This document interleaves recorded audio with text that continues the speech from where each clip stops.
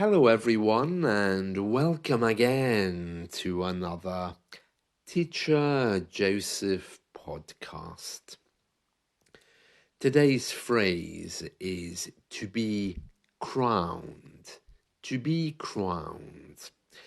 Now, you probably know the literal meaning, and that's when someone comes along and, of course, puts a crown on your head to make you the king of a particular country.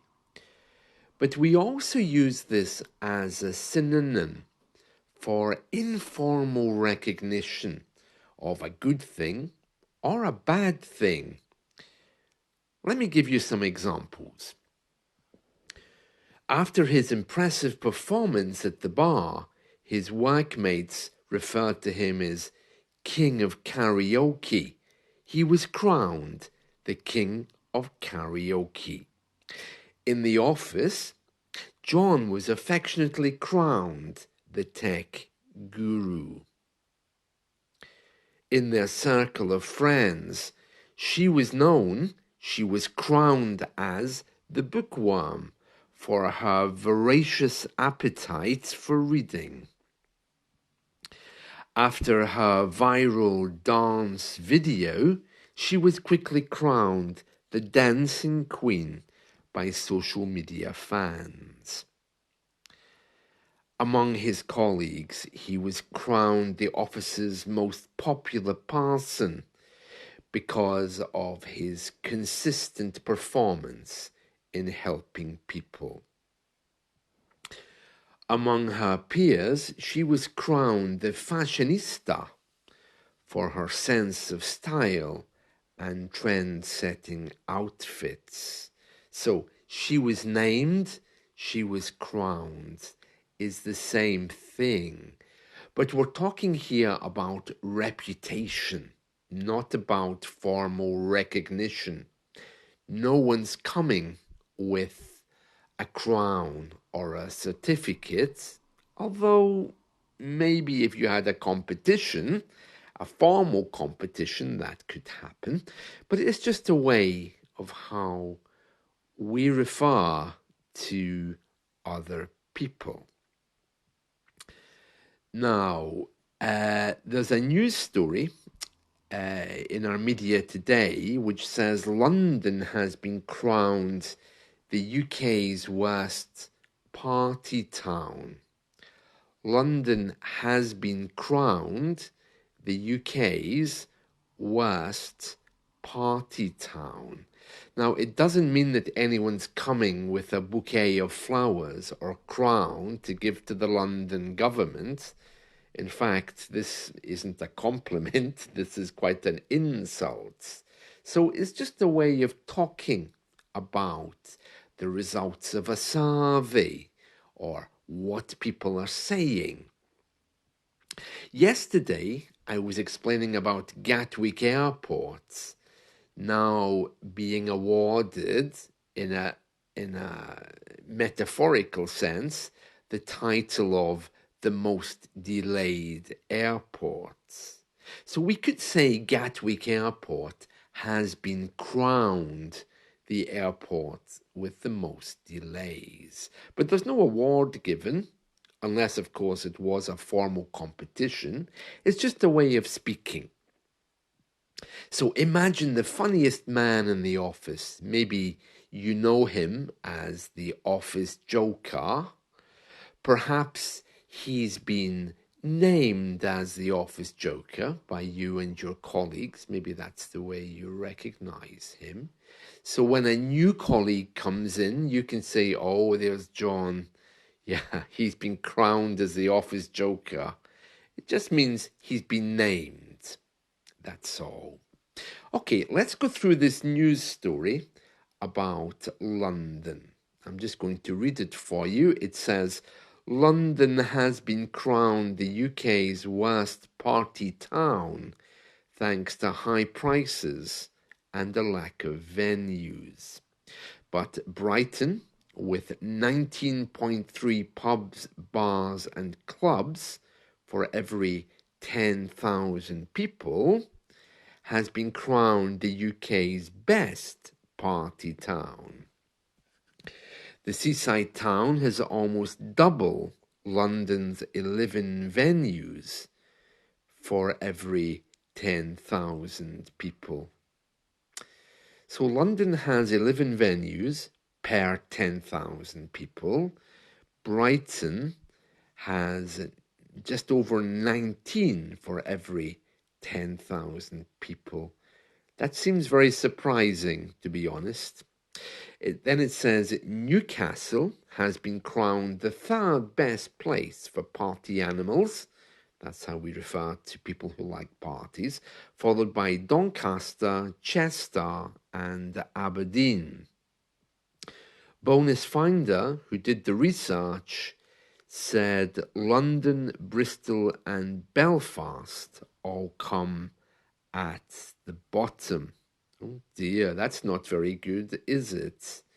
So, yeah, that's not a very nice crowning moment for London. And apparently, big city parties are now known for being very dull. Right, another thing in our media today, speaking of crowns, is about our royals. And I'm going to read this story for you as well.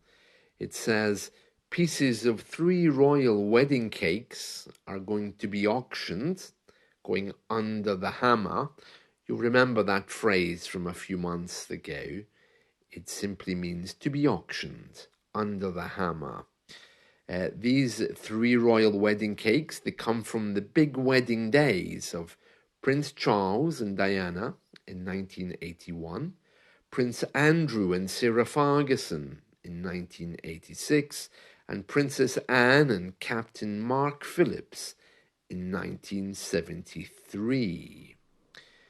Daniel Smith of Mellors and Kirk Auctioneers in Nottingham said, the boxes are fresh, but about the cakes, they're a little bit smelly. Ooh. Yeah, so they're being sold off this week. Just to give you just a few more examples on this, I know that Scottish people are often crowned the worst dressed people in the UK. Amongst my friends, I've been crowned the hardest working because I always seem to be doing something. These are just a few other examples of to be crowned and how you can use it. There's another story here which is all about a historic pub which was once crowned one of the most interesting pubs in the UK, which looks like it will be closing. Let's just read through this article. It says, a historic pub once taken over for Battle of Britain pilots may be under threat, locals fear. When you take something over, you take control of it. For example, if your company's taken over, then it has a new owner, and you can expect changes. A historic pub once taken over for Battle of Britain pilots may be under threat, locals fear. It doesn't say who it was taken over by, but I'm guessing it was the government. A historic pub once taken over for Battle of Britain pilots may be under threat. It says here the Wattenden Arms. It was taken over during World War II by the government, it seems. It's full of Battle of Britain memorabilia, and the pub still has the Royal Air Force flag flying outside it, but the manager's leaving, and locals are concerned whether a new person can be found to take over the pub.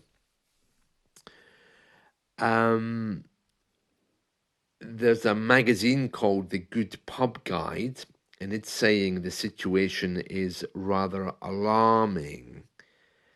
But a source close to the owners has said, just to be clear, this pub is closing because it needs a new tenant. So the venue is not actually at risk. It's not closing for any other reason.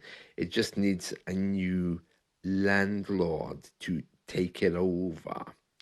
There we are. So that's quite interesting, isn't it? About the pub. I don't know why, but I suppose a lot of our pubs are associated with nationalism. I never thought about that before. Here, you can't really fly a British flag. It would be considered rude or upsetting in case you upset your neighbours. But pubs, because they are, well, very, very British, I suppose, pubs are very much a British institution. Yes, some of them would fly flags, or in this case, the Royal Air Force flag. They would be very, very British. I mean, I've never seen a flag flying in a pub here, but generally speaking, the people who drink in pubs, of course, many of them are Anglo-Saxon white English people, despite the fact that we have a real mix of people in our society. So they would be more kind of nationalistic than anywhere else, I suppose, depending on where they are and who actually drinks in them. But very interesting. Yeah, very interesting. Well, I hope you've enjoyed this. That's all I wanted to tell you today. There's no transcript because I'm on my way out. This is Sunday. I'm going to enjoy the day, especially since the weather is very, very nice. So, summer is the time when we welcome in good weather, and we can say May, June, July, and August are crowned the best months of the year, the best months of the year with regards to weather. There we are. See you all soon. Bye.